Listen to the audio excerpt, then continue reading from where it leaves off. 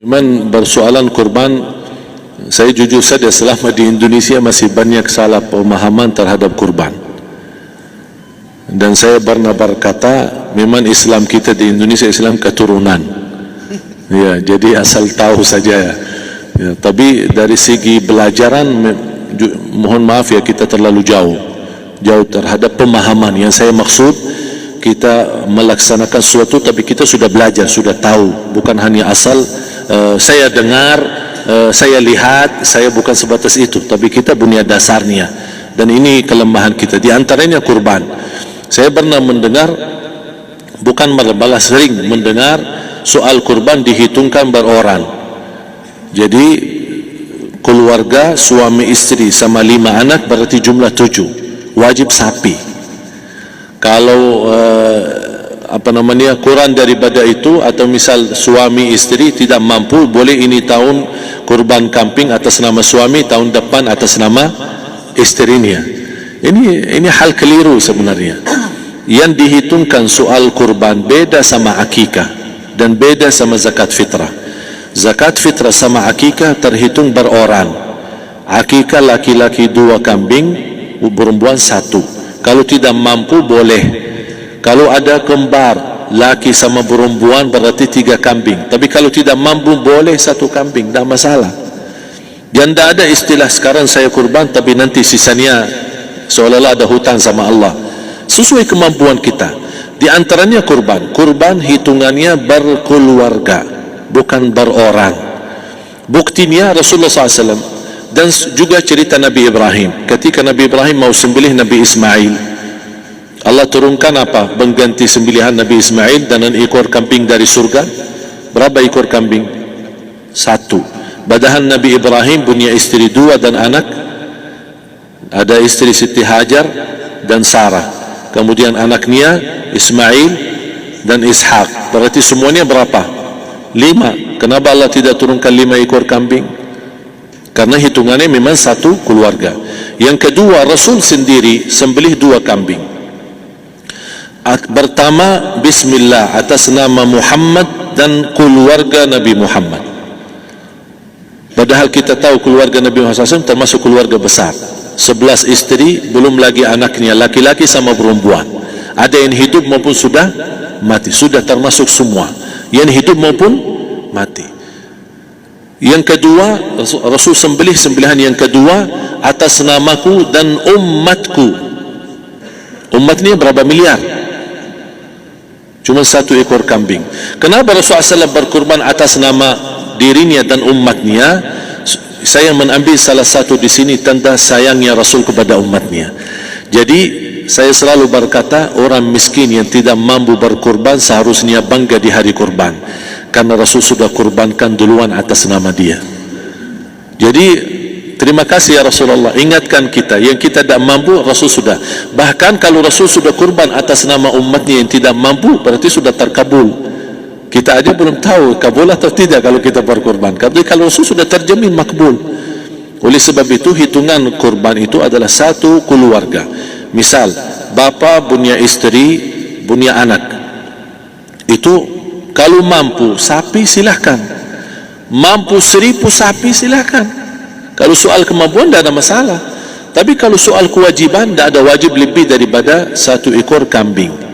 1 ekor kambing. Misal, kalau bapa punya istri 4, misal, cuman ini misal, ya, istrinya 4, setiap istri anaknya 10, berarti jumlah berapa? Anak 40, istri 4, berarti 44, sama bapa 45.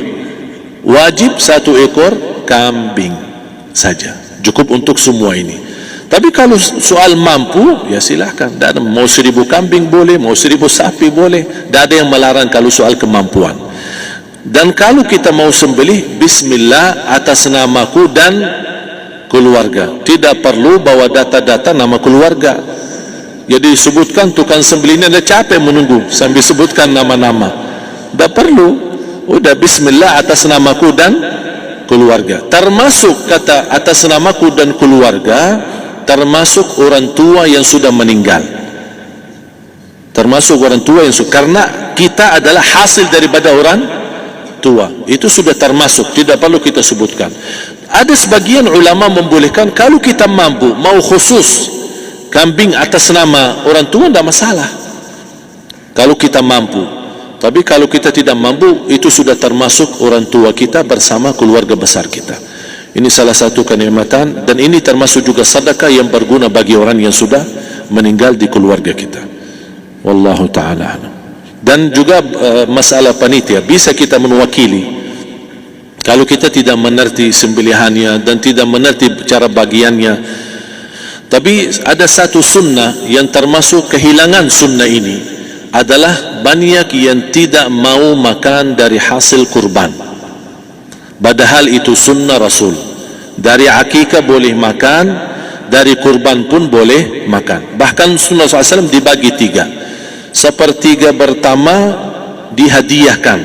Maksudnya kata dihadiahkan kepada orang kaya. Misal tetangga saya tapi orang kaya, dia bukan miskin, tapi boleh saling hadiah. Karena ada inti daripada hadiah silaturrahim. Ada keluarga kita termasuk mampu, tapi saya kasih, ini alhamdulillah saya sembelih sapi. Barangkali dia tidak mampu, cuma sembelih kambing, udah kita dapat daging kambing, dia dapat daging sapi. Tapi dengan niat hadiah, bukan sedekah, karena dia bukan orang miskin yang menerima sedekah. Yang sepertiga yang kedua adalah sedekah. Sedekah itu termasuk orang miskin. Yang ketiga, kita makan sendiri. Bahkan Rasulullah SAW selepas Idul Adha, beda sama Idul Fitri. Sebelum Idul Fitri dia makan kurma, meyakinkan batalan puasa. Tapi kalau Idul Adha tidak makan dan minum sebelum salat, kenapa? Bukan berarti tidak boleh. Tapi Rasulullah SAW ingin pertama pembukaannya, buka sarapannya atau makan di pagi harinya selepas Idul Adha adalah dari hasil sembelihan kambing itu atau dari kurban.